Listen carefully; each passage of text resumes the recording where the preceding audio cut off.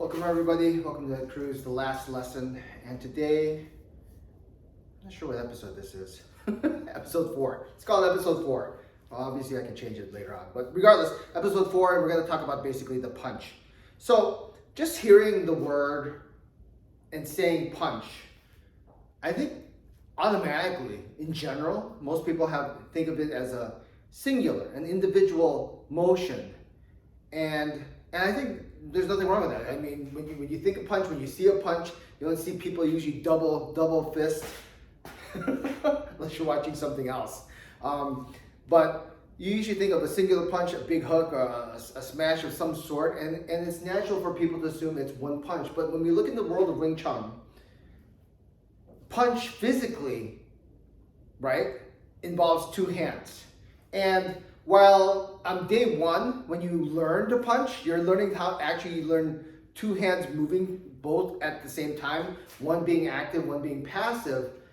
I think even when you see it and hear it, the majority or the focus of that punch still is in the hand that's going forward. And nothing wrong with that, nothing wrong with that. So from a physical aspect, you may be punching, and it's natural that you're emphasizing the punch hand because that's the hand that's doing all the work, from the beginner's perspective.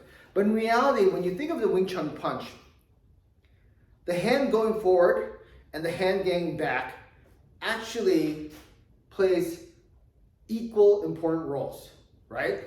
Although we look at it in the sense that this hand that's hitting requires all the attention. This hand that's pulling back doesn't require the same amount of attention. And that's natural because I think in the beginning when you learn things, it's tough to see the bigger picture in all that you do. So when we're doing the punch, and this is not so much the detail of the punch, when we're doing the punch motion, forward hand takes precedence because we think it's the cooler hand, the active hand, and so forth.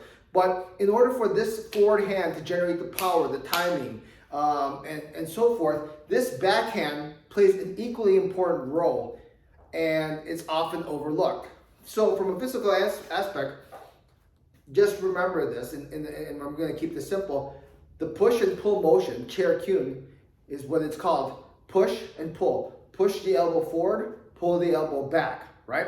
That's the physical aspect. But what you're actually being exposed to, and you may not know it at the time when you're learning it, from the mental perspective, that's the concept of balance, all right?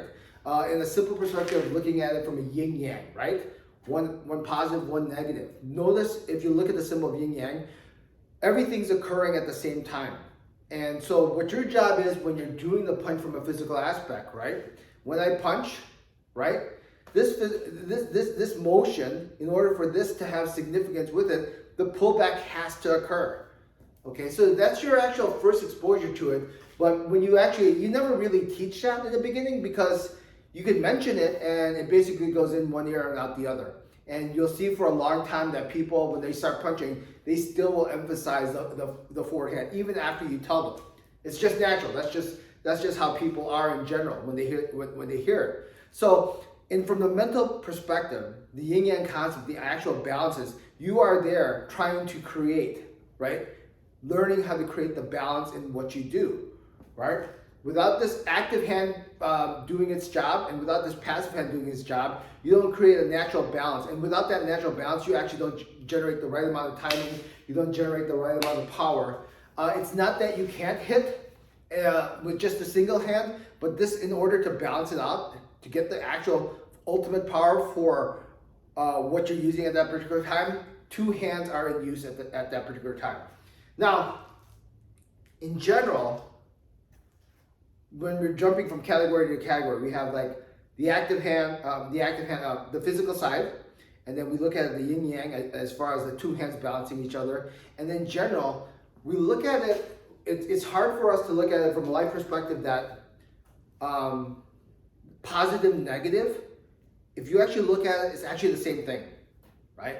So in other words, if we keep it simplistic in concept here, good and bad are both occurring always at the same time, and also good and bad are just simply labels, but actually the meaning for either one is actually equivalent. That means, how do you look at it from a different perspective? That means people only look at, oh, I accept the good. I'm doing the punches good, right? But in order to get the punches to a good level where you can actually develop the punches correctly, you need the bad, the part of the training where you're doing it wrong. Because it's almost like a recipe. In order to develop the skill to have the punch correctly, it's like a recipe. You need this, this, and this, and this. Good is necessary. Bad is necessary. But if both things are necessary and important, they play equal meaning. So a lot of times people in life generally fear what's wrong and making mistakes, when in fact it's actually a necessary. People would say necessary evil. It's not necessary. It's just necessary for you. And the way you look at things in general is kind of skewed, right? It's like, how did I get to this point as far as, if you ask in general, how do people develop the skill and doing the punches correctly? It's a lot of practice, right?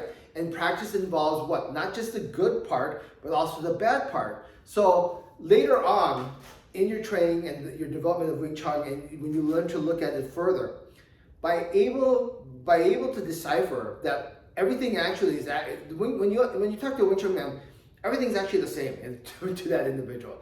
They're like, is that good?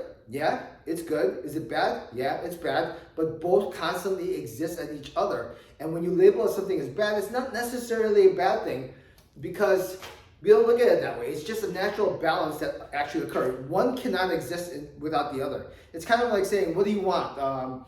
Well, you always hear Miss America pageants or Miss Universe. Oh, I want world peace. Well, guess what? World peace is existing, right? There's parts of the world that are fully peaceful, and there's parts of the world that always has some kind of war. And I think if you back check throughout history, it's always in existence, both occurring at the same time. But because of news, and so forth, the emphasis of whatever is biggest or negative of the day will be pronounced. So they say, oh, war's happening. Yeah, there's wars happening, and it's terrible, right? But there's also a good side that's happening as well. And the reason I'm trying to point this out is that when you start doing the punch, you're actually starting to develop that thinking process that a Wing Chun person has. Wing Chun person sees that balance and sees the balance of good and bad. At first, you don't notice the difference. At first you're just punching, right? And your emphasis is only on the good, and you'll look at it from that perspective only. I want to make sure this punch is good. I want to make sure this punch is good. Then eventually, when the further you train, then you'll be realizing, oh, this is a mistake. I'm making this mistake. I'm making this mistake. And then it's like, but then you're like, oh, frick, I really hate making those mistakes.